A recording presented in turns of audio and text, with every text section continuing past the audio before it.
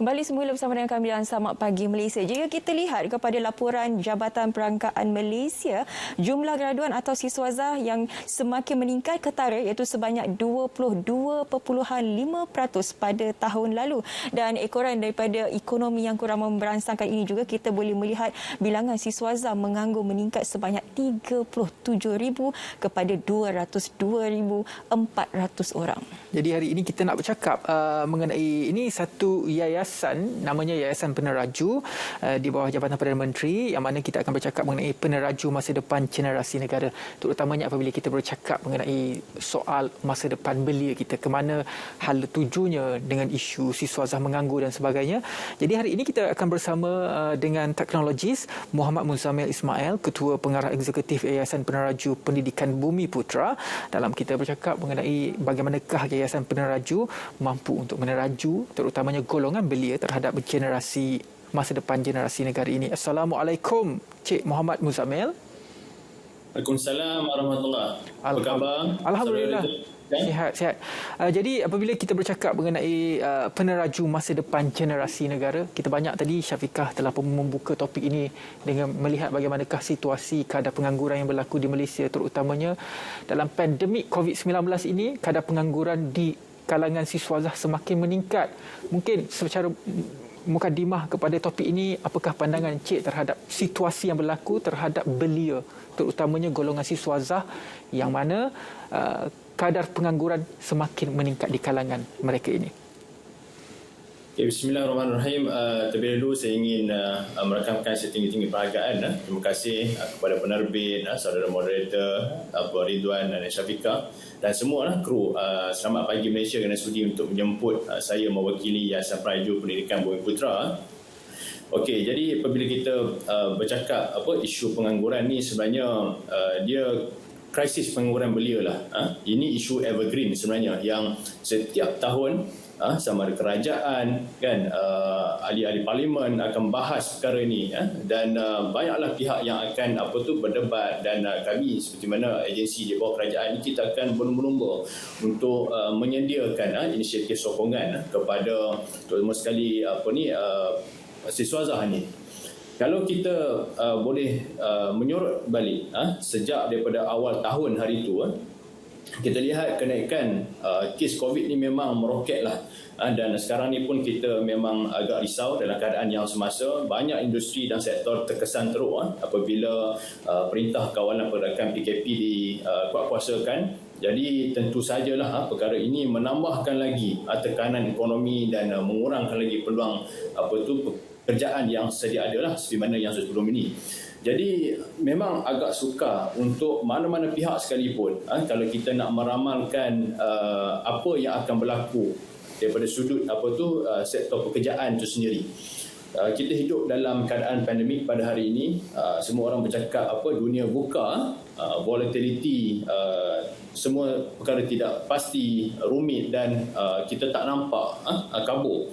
Jadi jenis pekerjaan sekarang ni pun dah memang berubah, berbeza dengan mungkin 2 tahun ataupun 5 tahun yang sebelum ini. Jadi sebab itu Yayasan Peneraju, kami perlu dapatkan maklumat yang sangat penting, yang terkini berkenaan dengan apa sektor yang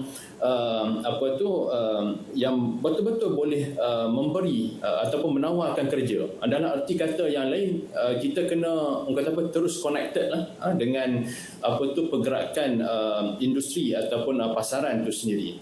Jadi saya lihat dekat sini ada beberapa perkara yang mungkin boleh untuk kita fikirkan bersama, iaitu di mana IPT sebagai contoh ataupun pusat penyedia latihan lah kita katakan. Macam kami ini, kami ada pusat penyedia latihan kemahiran. Jadi kita sebenarnya kena buat rombakan dalam usaha untuk kita nak pastikan modul latihan ataupun pengajian itu memang up to date. Dan wajib kursus-kursus ini berdasarkan market ataupun pasaran mengikut trend industri itu sendiri. Sebab itu sekarang ni revolusi teknologi, pendigitalan dan semua hari ini kita tengok contohnya latihan kemahiran hari ini dia dah hybrid. Dia tidak lagi kemahiran semata-mata. Kalau kata kita tengokkan kursus-kursus berkaitan dengan pentadbiran ataupun pengurusan saja, dia tidak mencukupi. Dia mesti akan ada hubung kait dengan digital, teknologi.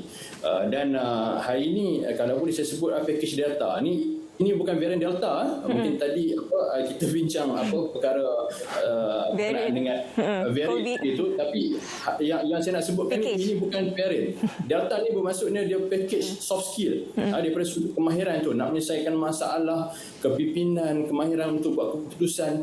Jadi ini bermakna penyedia pusat-pusat latihan ataupun pendidikan ni, IPT, IPTS dan sebagainya, perlu tahu apa yang industri nak sebenarnya untuk terus kekal relevan.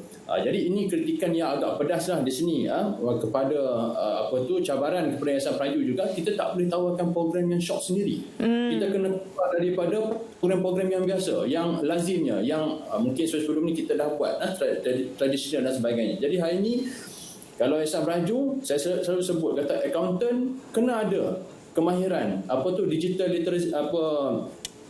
literacy. Kena tahu juga tentang automation. Professional kena tahu tentang cyber security sebagai contoh. Tak lagi sekarang ni orang kata belajar mechanical kan semata-mata, tetapi sebenarnya hari ini kita dah gabungkan dengan robotics. Jadi inilah yang saya nampak bahawa keperluan di mana daripada sudut penyedia latihan itu sendiri, dan pada siswa Azhar sini memang kena ada inisiatif yang sendiri. Kena bijak ambil peluang, tak boleh lagi tunggu spoon feed lah ataupun orang suap. Jadi kita kena ambil inisiatif lah, micro credential, program-program lain yang cross kita punya bidang, supaya kita ni orang kata ada satu values ataupun added values, nilai tambah untuk meningkatkan kita punya kompetensi diri. Jadi itulah sedikit sebanyak yang mungkin saya boleh ulas berkenaan dengan apa yang dibangkitkan tadi. Jika kita lihat saban hari pelajar-pelajar yang bijak pandai ini lahir daripada universiti-universiti ini, tapi seperti mana yang Tuan katakan tadi, mungkin pembelajaran mereka agak tidak relevan dengan kehendak dan juga keinginan pasaran pada masa kini. Di mana silapnya sebenarnya? Adakah subjek pembelajaran itu di universiti ataupun kerana graduan-graduan ini memandang bidang kemahiran itu tidak diperlukan? Bagaimana Tuan? Okey, cantik soalan ini daripada Syafiqah. Okey, sebenarnya dia banyak pun boleh ubah yang kita kena ambil kira lah. Dalam kita kena ikut kepada keperluan semasa. Ini bukan soal trend, tetapi ini lebih kepada bagaimana untuk mempersiapkan future proof talent itu sendiri. Tadi itulah saya sempat semasa dalam perjalanan nak datang ke pejabat tadi, saya sempat untuk membaca satu laporan daripada The Forbes. Ini The Forbes ni memang semua orang tahulah, sebuah institusi yang yang secara antarabangsa dia terkenal. Dimaklumkan dalam laporan tu ada sekurang-kurangnya 25 trend teknologi ataupun bidang yang sedang berkembang dalam dalam masa yang terdekat ini. Dan kita pun hari ini kerajaan dah umum, Yang Amat Berhormat Perdana Menteri pun dah melancarkan My Digital, IR 4.0 kan. Dan sekarang ni kalau kita tengok apa yang sebelum ni mungkin kalau kita tonton secara dalam movie, dalam filem, sebenarnya dah pun jadi real. Saya beri contoh AI dan sensor teknologi dapat mengurangkan kemalangan jalan raya. Kan, maksudnya kereta dah boleh ada satu sistem, boleh ada buffer sebelum nak berlanggar kereta lain. Ini semua kecerdasan ataupun dia punya intellectual daripada kita punya teknologi itu sendiri.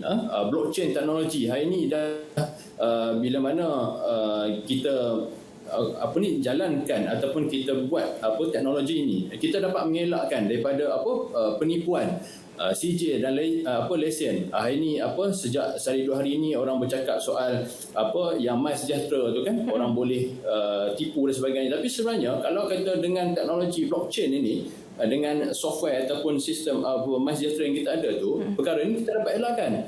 Smart farming sebagai contoh, agriculture, kita dapat tingkatkan pengeluaran barangan tani. Saya pernah melawat satu ladang di mana dia cuma duduk di rumah aja.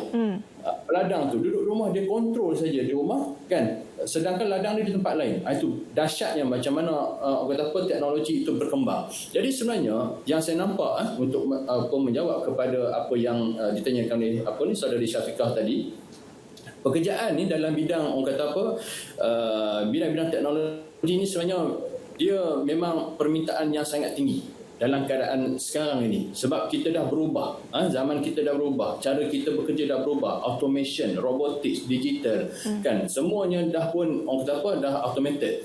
Jadi kalau kata graduan ataupun pekerja kita mahir di dalam bidang-bidang ini yang saya sebutkan tadi itu, digital dan sebagainya, kan, dan mempunyai pengetahuan yang cukup, confirm, saya percaya mereka ni akan laku di dalam pasaran kerja.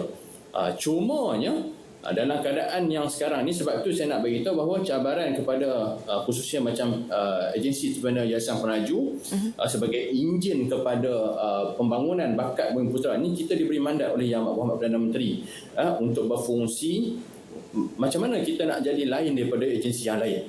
Maksudnya dekat sini kita nak kena tawarkan khusus-khusus yang mestilah mengikut statistik pasaran kerja. Kita kena buat kajian industri, kan, kena ada banyak kerjasama. Macam mana Yayasan Penaju, kita ada kerjasama dengan MITI, dengan KBS, dengan Majlis Pekerjaan Negara, dengan Jabatan Perangkaan. Ini semua usaha-usaha yang kita perlu lakukan. Maksudnya di sini adalah kerja ini kita tak boleh bekerja secara in silo ataupun bekerja sendiri-sendirian. Tak boleh. Kita semua kena ada hubung kait, dan kita saling melengkapi di antara satu sama lain. Jadi gap antara apa yang Syafiqah ceritakan tadi telah pun dikenal pasti antara sistem pendidikan tradisional dengan apa keperluan pada zaman sekarang dari segi teknologi itu yang memisahkan. Jadi di pihak peneraju sendiri, apakah contoh-contoh inisiatif yang telah pun dilakukan oleh pihak peneraju untuk merapatkan jurang seperti mana yang Tuan ceritakan sebentar tadi, kerjasama antara beberapa agensi lain dan sebagainya? Kalau boleh ceritakan dan juga spesifikkan apakah contoh-contoh inisiatif tersebut. Okey, terima kasih. Okey, sebenarnya Yayasan Penaju ni kita mendapat direction daripada Yang Berhormat Menteri juga, iaitu kita punya pengurusi, iaitu Datuk Seri Rizwan, segala panduan dan nasihat dan pelbagai lagi lah insight yang kita dapat daripada selain daripada chairman, dan kita juga dapat maklumat terus daripada ahli-ahli majlis penasihat industri yang terdiri daripada pakar-pakar yang berpengalaman luas dalam industri. Kita ada perbankan, corporate, ada juga Vice Chancellor University, syarikat digital dan lain-lain. Dan selain daripada itu, Yayasan Penaju kita memang mendapat khidmat nasihat juga daripada ahli-ahli majlis penasihat ikon belia. Yang ini semua kita baru point pada tahun ini, mana kita nak pastikan program-program yang kita tawarkan ini tepat kepada mendapat pengiktirafan industri dan benar-benar apa yang anak-anak muda belia lah yang mereka hendaki. Okey, jadi untuk saya nak menceritakan sedikit, Yayasan Penaju ni kita ada 5 trust utama. Kita ada Tunas di peringkat sekolah. Kemudian kita ada penaju skill ataupun skill mahir. Kemudian kita ada penaju teknologi. Kita ada program penaju profesional, dan yang terkini kita ada peneraju specialist, medical specialist. Kita bekerjasama rapat dengan pemain industri. Ini paling penting. Contohnya dengan saya beri contoh FMSDC lah, Federation of Malaysia Training Provider and Technical. Jadi FMSDC ni dia ada di seluruh negara, pusat latihan dia. Jadi kita collaborate. Kita ada program drone sebagai contoh. Kita ada program mechatronics. Kita ada program automation digital, robotics. Kita ada program CAD/CAM specialist. Ini antara program-program skill yang kita ada. Kemudian sebenarnya kita ada ramai rakan-rakan program kita. Yang sebagai contoh, kalau kita untuk program yang berkaitan dengan macam maritime, kita ada dengan TDA.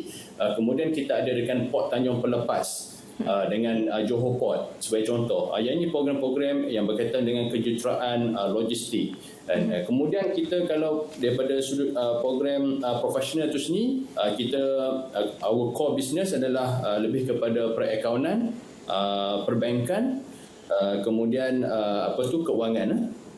Kalau accounting ni kita ada SCCA, kita ada CPA, kita ada SIMA, MIPA, CAT, ICAW. Ini semua program-program yang pensijilan profesional. Yayasan Meraju kena buat program yang orang lain tak buat. Ini paling penting. Kita kena pastikan program-program kita tu tak boleh untuk sama dengan pihak-pihak lain yang telah pun tawarkan. Baik Tuan, sekiranya mereka ingin mengetahui lebih lanjut mengenai program yang ditawarkan oleh Yayasan Penaju, di mana boleh mendapatkan maklumatnya Tuan? Okey, so kita memang sosial media kita sekarang ni memanglah ramai anak-anak muda kita, mereka orang kata boleh kata 24 jam update tengok status kita di sosial media. Kita ada di Facebook, kita ada di Twitter, kita ada di Instagram, dan memang setiap hari kita akan update apa program-program yang kita tawarkan, maksudnya tajaan yang kita offer. Kan mungkin ada yang kita sedang tawarkan, ada yang telah pun tamat tarikh, dan ada yang kita akan tawarkan. So kita memang update dekat situ. Dan mudah dia adalah pergi saya ke website kita Yayasan Penaju, kan. Jadi type saya Yayasan Penaju, di situ boleh terus untuk apply khusus yang berkaitan. Ya. Baik. Itu dia pencerahan mengenai Yayasan Peneraju. Terima kasih banyak-banyak kepada teknologis Muhammad Muzammil Ismail, Ketua Pegawai Eksekutif Yayasan Peneraju Pendidikan Bumiputera. InsyaAllah dengan apa yang dilakukan oleh Yayasan Peneraju ini, kita dapat melahirkan generasi yang cukup hebat untuk pembangunan negara Malaysia. Baiklah, kita berehat seketika. Kita kembali selepas ini.